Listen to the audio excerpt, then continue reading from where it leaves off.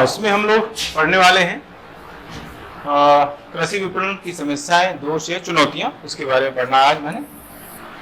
तो इसमें पहली जो समस्या है, पहली जो चुनौती होती है वो होती है अगर कृषि उपज उन्नत किस्म की नहीं है तो किसान को उसका सही मूल्य नहीं मिल पाता है, यानी जो बाजार मूल्य है जितना उसको मिलना चाहिए उतना नहीं मिल पाता अगर उसकी जो किस्म है उन्नत नहीं, अच्छी किस्म नहीं है तो।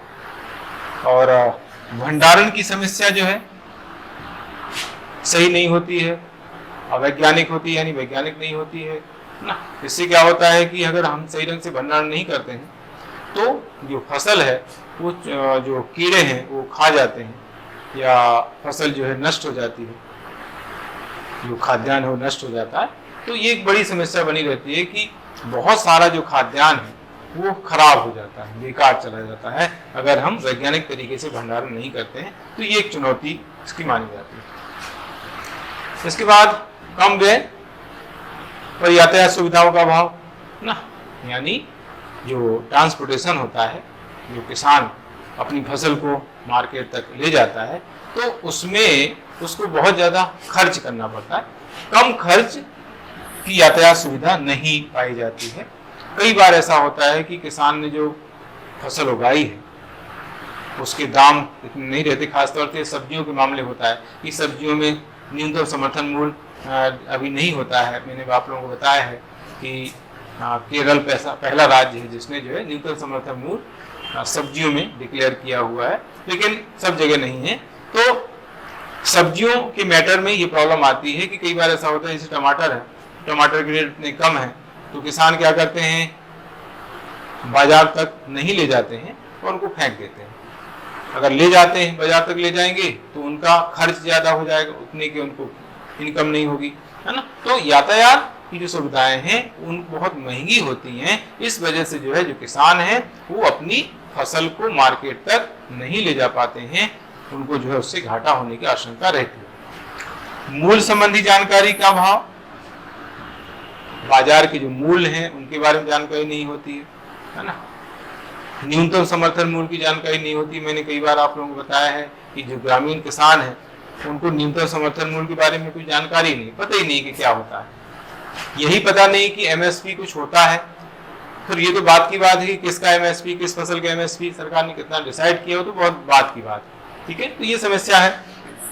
क्रय विक्रय में जो है बिचौलियों की अधिकतम संख्या, मध्यस्थ बहुत ज्यादा है।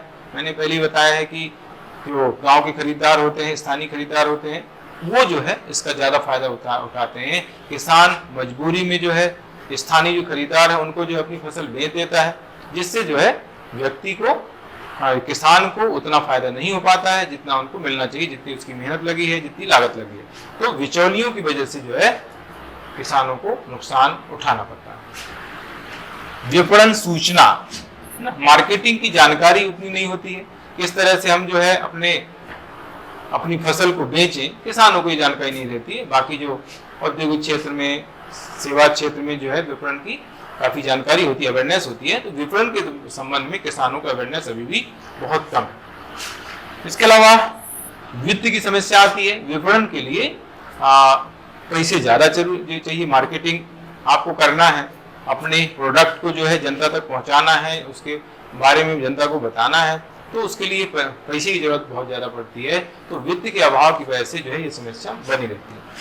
एकीकृत संगठन का अभाव या राज्यों के अलग अलग कानून होना, है ना। अलग अलग राज्यों के अलग अलग कानून होते हैं विपणन के संबंध में या फसलों के संबंध में, कृषि के संबंध में। तो इस वजह से भी जो है किसानों को प्रॉब्लम आती है। तो ये इस तरीके से इसके बारे में है। कृषि उत्पाद की बाजार तक पहुंच की समस्या है, यानी सभी कृषि उत्पाद जो है बाजार तक नहीं पहुंच पाते हैं। बहुत सारे किसान जो है डायरेक्ट बाजार में अपनी फसल को नहीं बेचते हैं। जैसे मैंने बताया कि स्थानीय जो खरीदार होते हैं, स्थानीय खरीदार ज्यादातर किसानों से फसल खरीद लेते हैं, खाद्यान्न खरीद लेते हैं, और वो जो खरीदार हैं, वो जो बिचौलिए हैं, मध्यस्थ हैं, वो जो है ज्यादा रेट पर जो है फसल को बेच देते हैं, तो जो फायदा किसान को मिलना चाहिए वो फायदा जो है जो स्थानीय खरीदार हैं, जो बिचौलिए हैं, वो जो है उसका फायदा उठा लेते हैं। बाजार में आधारभूत सुविधाओं का अभाव है ना। आजकल जो है इलेक्ट्रॉनिक मंडियां आ गई हैं, इलेक्ट्रॉनिक रूप से जो है एक दूसरे से जुड़ गई हैं, है ना, जिसको हम ई नेम कहते हैं, इसका जिक्र अभी आगे आने वाला है। तो इस तरीके से सुविधाएं हर मार्केट में नहीं है। सड़कों की समस्या है ना, सड़क ही नहीं है जहाँ पर बाजार लग रहे हैं, तो ये आधारभूत सुविधाएं मार्केट में होना चाहिए, वो सुविधाएं नहीं पाई जाती हैं। इस तरीके से जो है किसान वहां पर अपना फसल नहीं बेच पाते हैं। विपणन की उच्च लागत, विपणन जो मार्केटिंग उसकी बहुत ज्यादा लागत होती है, बहुत ज्यादा खर्च होता है, इस कारण से भी जो है जो किसान है वो मार्केटिंग नहीं कर पाता है। एकीकृत बाजार की अनुपस्थिति, एकीकृत बाजार मतलब सभी बाजारों को एक दूसरे से जोड़ देना। इलेक्ट्रॉनिक रूप से सभी बाजार, सभी मंडियां एक दूसरे का जुड़ जाती हैं, तो इसका फायदा क्या होता है? इसका फायदा ये होता है कि सभी के रेट समान रहते हैं। किसी भी मंडी में किसान अपनी फसल अगर बेचता है तो उसको वही रेट मिलेंगे दूसरी मंडी में, है ना। और उनकी जो साइट होती है वहाँ जा कर के आप जो है पता लगा सकते हैं कि मंडी में क्या रेट चल रहे हैं, किस फसल के क्या रेट चल रहे हैं, है ना। तो इस तरह की व्यवस्था अभी भी नहीं उपलब्ध हो पाई है। बाजार में प्रचलित जो बुराइयां हैं, जैसे अनुचित कटौतियां, बहुत सारी कटौतियां की जाती हैं। आप किसान जो फसल बेचने जाता है तो उसमें जो है चुंगी वगैरह बहुत सारे टैक्स लग जाते हैं, बहुत सारी कटौतियां होती हैं, तो जो उसको फायदा होने वाला था वो जो है कटौतियों में चला जाता है ना। तो इस तरह की जो है कालाबाजारी है, जमाखोरी है, मापतोल, चुंगी है, इस तरह की समस्याएं जो है इनका सामना किसानों को करना पड़ता है, जिससे उसका लाभ कम हो जाता है, फायदा कम हो जाता है। सब्सिडी, ये कुछ प्रॉब्लम एक और है कि सब्सिडी धीरे धीरे कम होती जा रही है। ये उपाय का पॉइंट आ गया यहाँ पर, एक समस्या का पॉइंट जो है हम ऐड कर सकते हैं कि जो भी सब्सिडी सरकार दे रही थी उसमें काफी हद तक कटौती सरकार अब कर रही है, तो ये भी एक समस्या है। जो जरूरतमंद किसान है उनको तो सब्सिडी मिलना ही चाहिए। जिनको जरूरत किसान, ऐसे किसान है जो समृद्ध है, उनको सब्सिडी की जरूरत नहीं है, तो उनकी सब्सिडी बंद कर देना चाहिए। लेकिन जो किसान गरीब हैं, अभावग्रस्त हैं, समस्याओं से ग्रस्त हैं, उनको जो है सब्सिडी सरकार को देना चाहिए। तो ये एक समस्या है कि सब्सिडी सरकार कम करती जा रही है, तो ये एक पॉइंट यहाँ पर हम मेंशन कर सकते हैं। सब्सिडी में सरकार द्वारा सब्सिडी में कमी करना, सरकार द्वारा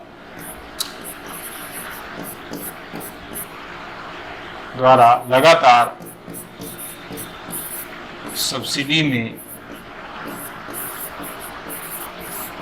कमी करना,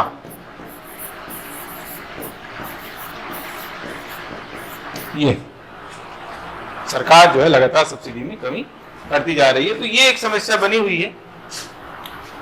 इसके बाद आगे हैं उपाय, सुझाव। इसको कैसे हम, इन समस्याओं को कैसे हम दूर करेंगे, इसके लिए कुछ सुझाव मैंने यहाँ पर बताए हुए हैं। तो सुझाव ये है, किसानों को सब्सिडी के माध्यम से उचित वित्तीय सेवाएं प्रदान करना। जो भी सब्सिडी सरकार दे रही है उनके माध्यम से जो भी सुविधाएं हैं, जैसे कृषि उपकरण खरीदने के लिए सुविधाएं देना है ना, और अच्छे खाद बीज की सुविधा उपलब्ध कराना है, कीटनाशक दवाओं की सुविधा उपलब्ध कराना है, तो वो जो है सुविधाएं इस तरह से उपलब्ध कराने की बात यहाँ पर कही गई है।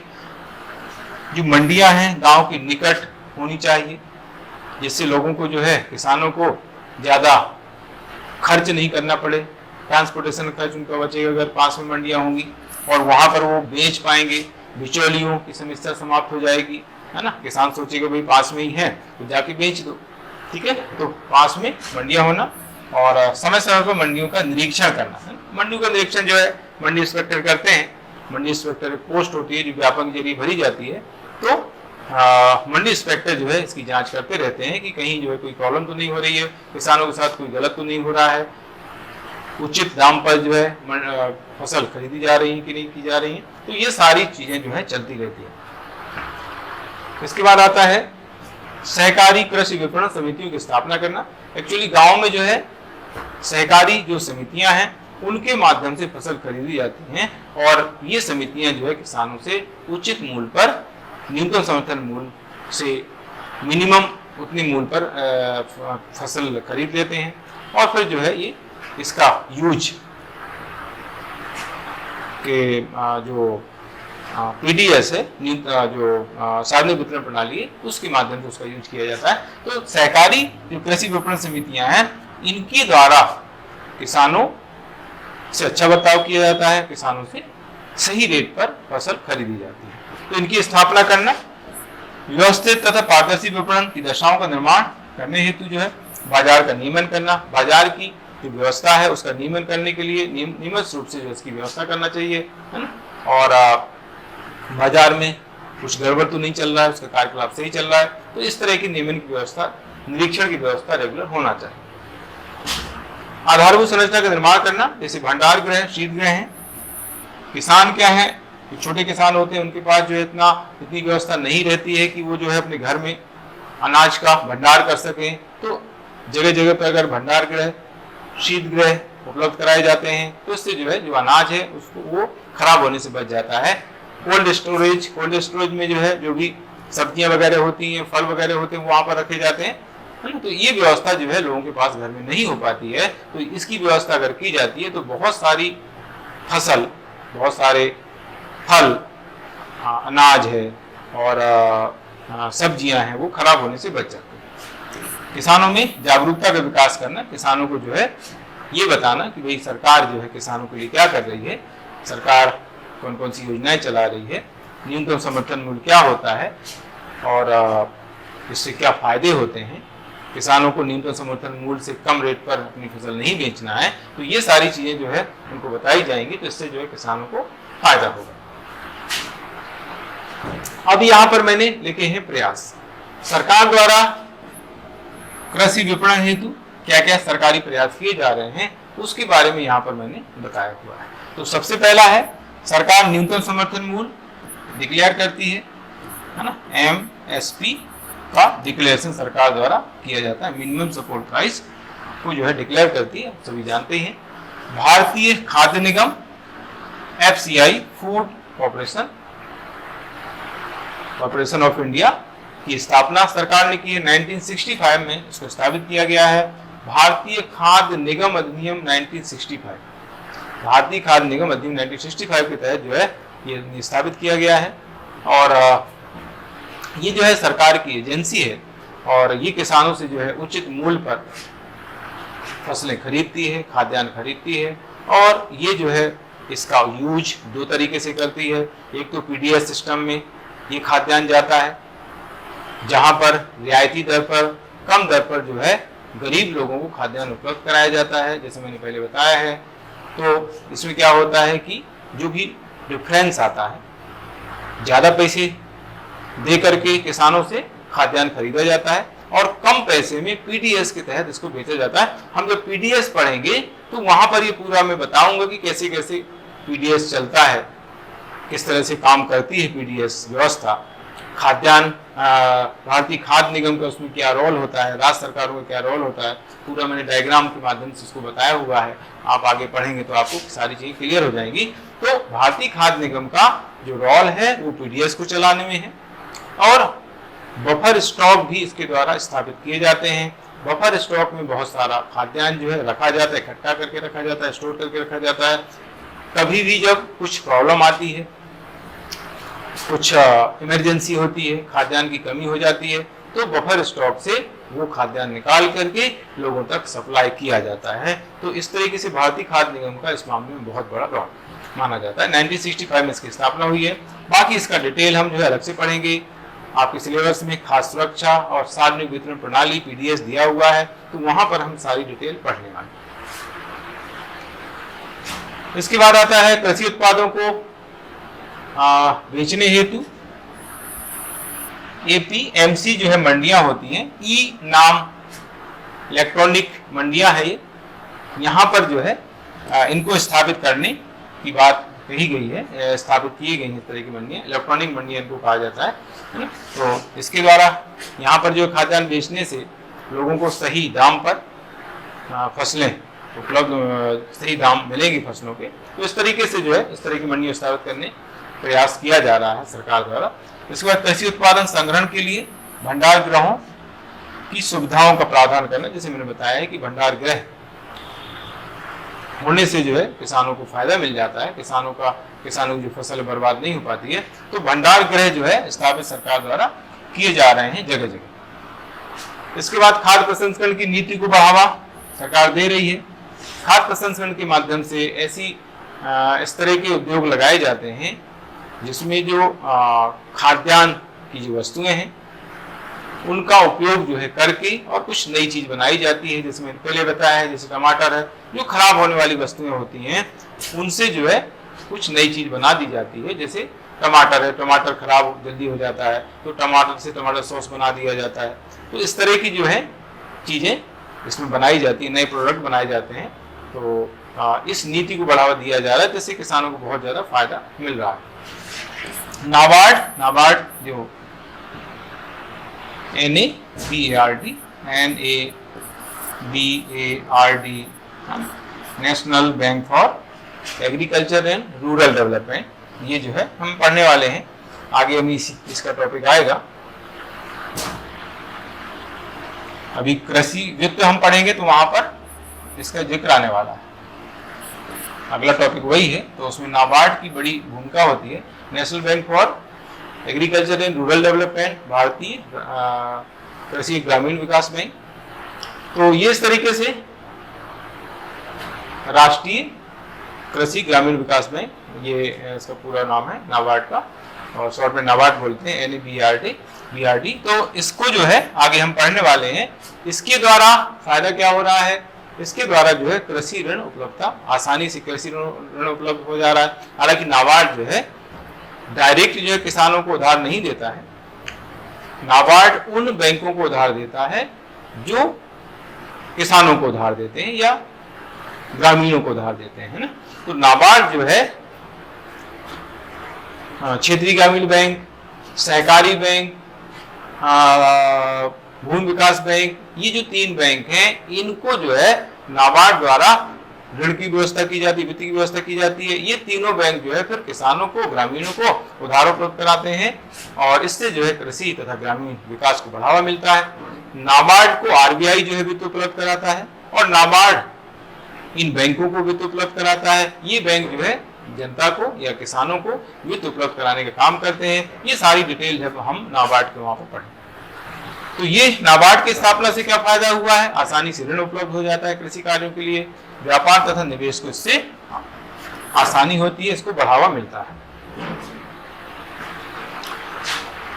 ये देखिए, ये वही मैंने बताया कि ई-नेम बाजार की व्यवस्था करना, यानी इलेक्ट्रॉनिक जो मंडियां हैं उनको स्थापित करना, उनका विकास करना, विस्तार करना। और ई-नेम बाजार की जो व्यवस्था है इन राज्यों में इतनी हो चुकी है, ये मैं बता चुका हूँ। 23 राज्य हैं, 4 UT हैं, वहां पर जो है कुल मिला के 1361 इस तरह की मंडियां स्थापित की गई हैं, ई-नाम मंडियां, उनको एकीकृत किया गया है। इलेक्ट्रॉनिक के जरिए जो है, इलेक्ट्रॉनिक माध्यम से इनको जोड़ा गया है। उच्च उत्पादन जो किस्म के बीज हैं उपलब्ध कराए जा रहे हैं। बैंकिंग जो वैश्विक बाजार की उपलब्धता के लिए जो है खुदरा बाजार है, उपयुक्त संचार की व्यवस्था है और अंतरराष्ट्रीय स्तर की पैकेजिंग विकास को प्रोत्साहन दिया जा रहा है। यानी संचार की व्यवस्था इस तरह से होना चाहिए कि हमें जो है वैश्विक स्तर पर किस तरह के रेट चल रहे हैं, हमारी जो फसल है, हमारा जो प्रोडक्ट है उसकी विश्व में किस तरह के रेट चल रहे हैं, तो इस तरह की हमें जानकारी यहाँ पर होनी चाहिए। उसके लिए पैकेजिंग की व्यवस्था की जाती है। पैकिंग, इस तरह की पैकिंग की जाती है जिससे जो है वो प्रोडक्ट आकर्षक लगे, देखने में अच्छा लगे, अंदर कुछ भी हो, है ना। हम कई चीजें देखते हैं कि हम जब उसकी पैकेजिंग देखते हैं, पैकिंग देखते हैं तो बड़ी अच्छी लगती है। उसमें स्मार्ट कोई लड़का या लड़की स्मार्ट जो उसमें बना देते हैं, है ना, उसका लुक बहुत अच्छा दिखता है ना पैक करके, तो उससे क्या है अट्रैक्ट हो जाता है कोई व्यक्ति, उसको लगता है कि यार अच्छा प्रोडक्ट होगा, बाहर से अच्छा दिख रहा है। अगर वो अंदर से अच्छा नहीं है तो हालांकि बाद में नहीं खरीदते हैं, लेकिन पहली बार में जो है वो अट्रैक्शन होता है। इसलिए जो है पैकिंग अच्छी होनी चाहिए जिससे जो अंतरराष्ट्रीय स्तर पर वो प्रोडक्ट चल सके। तो ये है पैकेजिंग के संबंध में। इसके अलावा योजनाओं के माध्यम से रियायती यातायात की सुविधा उपलब्ध कराना, जिसमें प्रधानमंत्री ग्राम सड़क योजना, मुख्यमंत्री ग्राम सड़क योजना इसके अंतर्गत आती है। तो ये है इस तरीके से कृषि विपणन हेतु सरकारी प्रयास इसके बाद ये टॉपिक इस तरह से कंप्लीट हो जाता है। इसके बाद आगे यहाँ से नया टॉपिक स्टार्ट हो जाता है, भारत में कृषि वित्त। ठीक है, भारत में कृषि वित्त, इसके अंतर्गत क्या क्या हमें पढ़ना है ये मैंने यहाँ पर मेंशन कर रखे हैं। प्रस्तावना है, अर्थ है, इसकी आवश्यकता के कारण, महत्व है, प्रकार है, वित्त उपलब्ध करने वाली संस्थाएं हैं, समस्याएं हैं, सरकारी पहल, सुझाव और निष्कर्ष, इतनी चीजें हमें इसमें पढ़ना है। तो इसमें इंट्रोडक्शन के अंतर्गत हम क्या बताएंगे, इसमें हम बता सकते हैं कि जो भारत है, भारत एक कृषि प्रधान देश है और हमारी जो अर्थव्यवस्था कृषि पर निर्भर है। कृषि एक आधारभूत इकाई है ना। ज्यादातर जो जनता है वो कृषि पर निर्भर है ना। तो कृषि को समृद्ध बनाने के लिए, किसानों को समृद्ध बनाने के लिए, किसान जो अन्नदाता है उसको समृद्ध बनाने के लिए वित्त की एक उचित व्यवस्था जरूरी है। इसी परिप्रेक्ष्य में जो है कृषि वित्त की अवधारणा अस्तित्व में आई है। इस तरीके से आपको जो इसका इंट्रोडक्शन ऐसे लिखना है।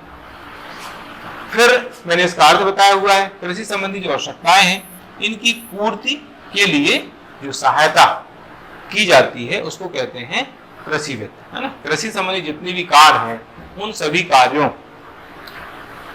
को पूरा करने के लिए जो भी वित्त उपलब्ध कराया जाता है, वित्त की सहायता प्रदान की जाती है, ऋण उपलब्ध कराया जाता है, उसको हम कहते हैं कृषि वित्त। इसमें एक चीज समझने की है कि कृषि वित्त और कृषि साख ये दोनों अलग अलग चीजें हैं। पुराना जो सिलेबस हुआ करता था यानी 2019 तक जो सिलेबस था उसमें कृषि साख सिलेबस में दिया होता था। अभी ज्यादातर जो आपको नोट्स मार्केट में मिलेंगे या जो भी आप बुक देखेंगे या गूगल में सर्च करेंगे तो कृषि वित्त की बजाय जो है कृषि साख के बारे में ज्यादा आपको पढ़ने को मिलेगा। दोनों में डिफरेंस है, आपको समझना है। कृषि साख का मतलब होता है उधार। कृषि कार्यों के लिए जब कोई उधार लेता है या उधार देता है, कोई बैंक उधार दे रही है, किसान उधार ले रहा है, तो उस धन को उसको कह देते हैं कृषि साख। कृषि वित्त में कृषि साख भी सम्मिलित है, यानी कृषि वित्त जो है ज्यादा व्यापक है। कृषि वित्त की जब हम बात करते हैं तो कृषि साख उसमें समाहित हो जाता है, उसमें सम्मिलित हो जाता है ना। यहाँ पर चाहे हम वित्त उधार ले या खुद से अर्जित करें, जो भी वित्त है उसको जब हम कृषि कार्य में लगा रहे हैं या लगाएंगे तो वो उसको कहा जाएगा कृषि वित्त, है ना। ऐसी वित्त, ऐसा धन जो कृषि संबंधी जो जरूरतें हैं, कृषि संबंधी कार्य हैं, उनमें जो लगाया जाता है, कृषि संबंधी आवश्यकताओं की पूर्ति के लिए जो धन लगाया जाता है, जो पैसे लगाए जाते हैं, उसको हम कृषि वित्त कहेंगे। चाहे हम उधार लेकर लगाएं या हमारे खुद से लगाएं, हमारे पास जो पैसे हैं उससे उसको लगाएं, इन सभी को कहा जाएगा कृषि वित्त। तो कहने का मतलब यहाँ पर ये होगा कि कृषि वित्त की जो अवधारणा है वो कृषि साख की अवधारणा से ज्यादा व्यापक है। कृषि वित्त के अंदर कृषि साख समाहित है, ये आपको ध्यान रख लेना है। कृषि साख ये प्रचलित वर्ड है और ज्यादातर इसी के बारे में आपको पढ़ने को मिलेगा, जबकि मैंने बताया है दोनों में डिफरेंस है। ठीक है, कृषि साख एक समुचित अवधारणा है। इसके अंतर्गत ऐसा धन आता है जो उधार लिया जाता है। कृषि कार्यों के लिए उधार लिया गया जो धन है उसको हम कहेंगे कृषि साख। लेकिन कृषि वित्त के अंतर्गत उधार लिया गया धन भी आ जाएगा और अर्जित धन भी आ जाएगा, यानी जो भी धन हो, चाहे हमने उधार लिया हो चाहे हमारे पास हो, उसको अगर हम कृषि कार्यों में यूज करते हैं, उसकी व्यवस्था करते हैं उस धन की कृषि कार्यों में कृषि कार्यों के लिए, तब हम उसको कहेंगे कृषि वित्त। ठीक है, ऐसे उसको समझना है। तो पहला मैंने बहुत सिंपल अर्थ बताया है। कृषि संबंधी आवश्यकताओं की पूर्ति के लिए दी जाने वाली जो सहायता राशि है या उसकी व्यवस्था की जाने वाली सहायता राशि है उसको हम कहेंगे कृषि वित्त। दूसरा जो इसमें थोड़ा व्यापक लिखा है, विविध कृषि जो कार्य है उसमें मैंने मेंशन किए हुए हैं कौन कौन सी कृषि कार्य है। सिंचाई का विस्तार है, कृषि उपकरण खरीदना है, उन्नत बीज का प्रबंध है आदि के लिए जो आवश्यक वित्त की व्यवस्था है उसको जो है कृषि वित्त कहा जाता है ना। जो भी कृषि संबंधी जरूरतें हैं, कृषि संबंधी कार्य हैं, उन सभी में, सभी के लिए जो भी वित्त की व्यवस्था की जाती है, वित्त लगाया जाता है, उस व्यवस्था को हम कहते हैं कृषि वित्त। चाहे वो व्यवस्था उधार लेके की गई हो या जो है हमने खुद से उसको अर्जित करके उसका यूज किया हो कृषि कार्यों में। फिर इसको मैंने डायग्राम के माध्यम से बताया है, ग्राफिक के माध्यम से बताया है। कृषि वित्त है, कृषि संबंधी गतिविधियां, उसमें जो कुछ खास गतिविधियां लिखी है, कृषि विस्तार है, कृषि उपकरण की खरीद है, अच्छी खाद बीज की खरीद है ना। ये जब हम यूज करते हैं इन कार्यों में कृषि वित्त को, तो जो है कृषि उत्पादकता में वृद्धि होती है, किसानों की आय में वृद्धि होती है, किसानों की आय दुगनी होने की संभावना बढ़ जाती है। तो ये इस तरीके से मैंने इसका डायग्राम बनाया। अब इसकी जरूरत क्या होती है या इसका महत्व क्या है, इसका उद्देश्य भी हम यहाँ पर लिख सकते हैं। तीनों चीजें सेम, उद्देश्य, आवश्यकता के कारण, महत्व, ठीक है। इसके बाद हाँ, इसमें पॉइंट है किसानों के द्वारा विशेष रूप से अपनी उत्पादन संबंधी जो आवश्यकताएं हैं उनको पूरा करना, इसके लिए कृषि वित्त की जरूरत होती है ना। किसान जो है अपनी जो कृषि संबंधी जरूरतें हैं, आवश्यकताएं हैं, उनको पूरा करने के लिए इसकी जरूरत पड़ती है, इसका यूज किया जाता है। कृषि संबंधी जो उपकरण हैं उनको खरीदना, क्योंकि बहुत सारे उपकरण जो है लगते हैं आजकल। अगर हम अत्याधुनिक तरीके से खेती करते हैं तो उसमें जो है बहुत सारे उपकरणों की जरूरत पड़ती है, तो इसके लिए जो है वित्त की जरूरत पड़ती है ना। अभी आप देखेंगे तो बहुत महंगे आइटम आते हैं, बहुत सारे महंगे उपकरण आते हैं। जैसे ट्रैक्टर है, तो ट्रैक्टर जो है पहले बहुत सस्ता आता था, मतलब ज़्यादा सस्ता नहीं आता था, लेकिन फिर भी सस्ता आता था। अभी बहुत महंगा हो गया है ट्रैक्टर, चाहे वो आप किसी भी कंपनी को लो। तो इस तरीके से जो है जितने भी खेती में उपकरण यूज होते हैं वो बहुत महंगे हो गए हैं, और उनको खरीदने के लिए किसानों को वित्त की व्यवस्था करना पड़ती है, तो वही कृषि वित्त है। इसके बाद आता है कृषि संबंधी अन्य जो आवश्यकताएं हैं, बहुत सारी आवश्यकताएं होती हैं जिनका जिक्र मैंने पहले भी किया, यहाँ भी है। कृषि विपणन, कृषि के संबंध में मार्केटिंग करना, यानी उसका भंडारण है, उसका संरक्षण है, उसका परिवहन है, उसका एग मार्क है, विज्ञापन करना है और मार्केट तक उसको पहुंचाना है। ये सारी चीजें जो है कृषि विपणन के अंतर्गत आती हैं। तो इसके लिए धन की जरूरत बहुत ज्यादा पड़ती है, तो उसकी व्यवस्था करना। कटाई के बाद भंडारण है, उपज का परिवहन है, बिजली की आपूर्ति है, अच्छी गुणवत्ता वाले बीज और उर्वरकों की खरीद है। इन सभी के लिए बहुत ज्यादा धन की जरूरत पड़ती है। इस धन की जो आपूर्ति है वो कृषि वित्त के माध्यम से की जाती है। सूखा है, अकाल है, बाढ़ है, कीट है, इनके द्वारा जो है किसान जो फसलें हैं किसानों की वो नष्ट हो जाती हैं। तो ये जो जोखिम है, इस जोखिम को कम करने के लिए, नुकसान जो होता है उसको कम करने के लिए कृषि वित्त की जरूरत पड़ती है। तो ये जोखिम कम करने के लिए क्या किया जाता है, फसल बीमा। फसल बीमा करवाया जाता है ना, आजकल ये बहुत ज्यादा प्रचलित है और अच्छी चीज भी होती है। कहीं भी कुछ भी फसल खराब हो जाती है, आपने इंश्योरेंस कराया और किसानों ने इंश्योरेंस करा रखा है, तो उससे जो है उसको कीमत मिल जाती है उस फसल की। तो प्रधानमंत्री फसल बीमा योजना जो बहुत कारगर इस दिशा में हो रही है, तो इस तरीके से जो है ये रिस्क कम हो जाता है।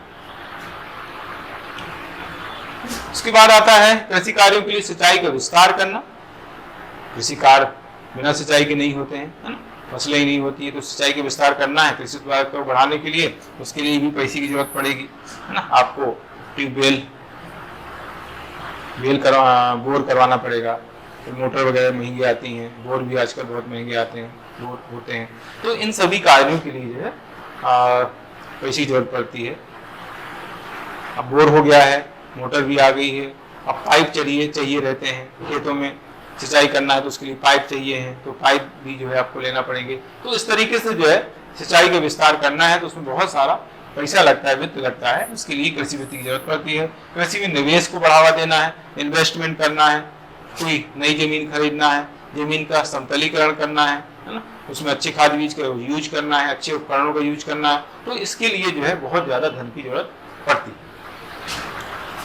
कृषि के वाणिज्यीकरण को बढ़ावा देना,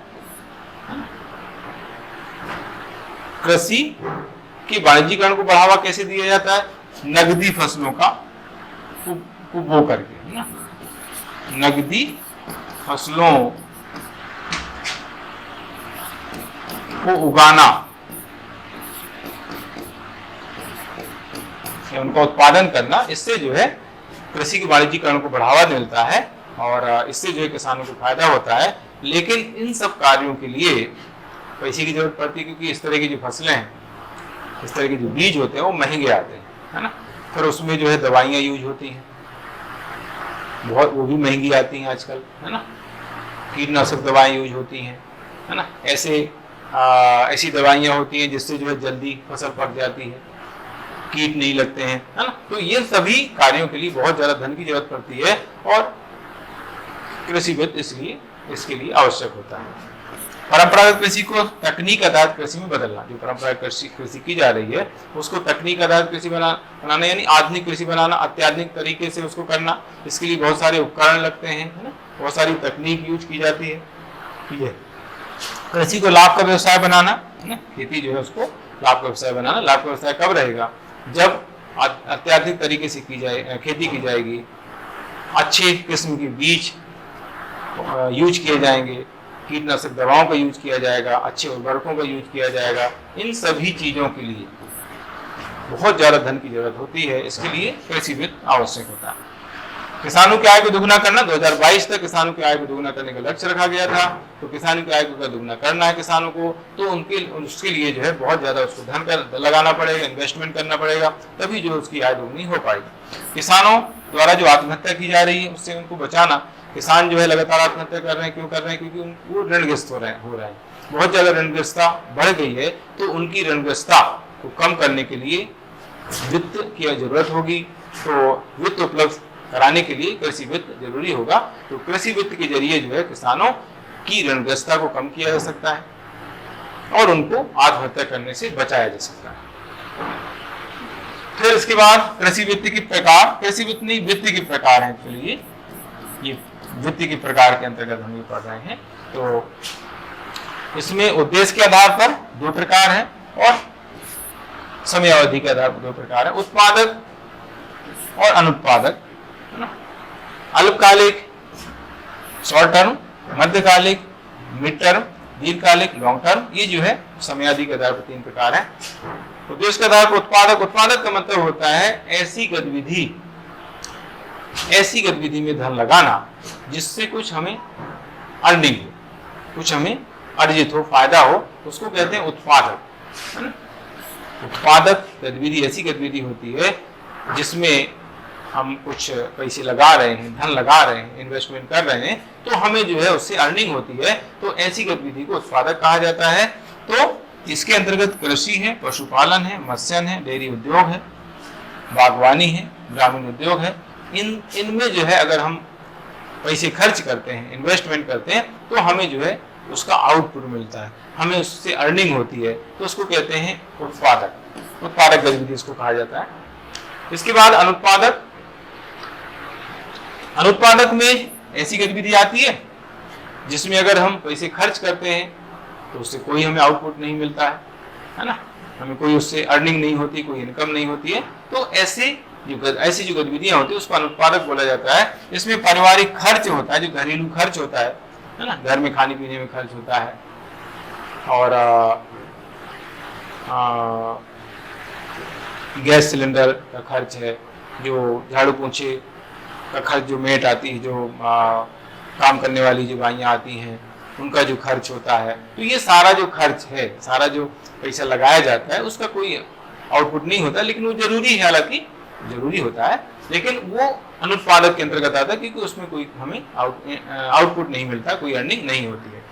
शादी विवाह जो होते हैं इसमें पैसे बहुत खर्च किए जाते हैं, लेकिन उससे कोई अर्निंग नहीं। आजकल शादियाँ बहुत महंगी लोग करते हैं, बहुत खर्च कर देते हैं, लेकिन उसका कोई अर्निंग नहीं। धार्मिक अनुष्ठान किए जाते हैं, यज्ञ वगैरह होते हैं, कथाएं वगैरह होती हैं, है ना, तो उसका भी कोई हमें आउटपुट नहीं मिलता है। मृत्यु भोज, मरने के बाद जो है भोज दिया जाता है, तो उससे भी कोई अर्निंग नहीं होती है। मृत्यु भोज को बहुत से लोग जो है सही नहीं मानते हैं, गलत मानते हैं। तो कई लोग जो है उसको बंद कर चुके हैं, लेकिन ज़्यादातर अभी कई जगह होता है, मृत्यु भोज दिया जाता है ना, बहुत समय से चला आ रहा है, तो आज भी लोग दे रहे हैं, लेकिन कुछ लोग इसको अच्छा नहीं मानते हैं। तो इस तरीके से यहाँ तक कंप्लीट हो जाता है, और उसके आगे हम कल इस टॉपिक को कंप्लीट कर लेंगे, और इसके बाद फिर 2 टॉपिक आपके कृषि संबंधी बचेंगे। तो वो कंप्लीट करने के बाद फिर उद्योग का क्षेत्र है और सेवा क्षेत्र है, उनके बारे में छोटे छोटे टॉपिक हैं, वो जल्दी कवर हो जाएंगे। यानी कहने का मतलब यहाँ पर ये होगा कि ये जो यूनिट चल रही है आप लोगों की, ये बहुत ही जल्दी आपकी कवर हो जाएगी, यानी 1 वीक में लगभग ये यूनिट कवर हो जाना चाहिए मेरे ख्याल से। ओके, आज के लिए इतना ही, कल आगे हम इसके आगे कंटिन्यू करेंगे।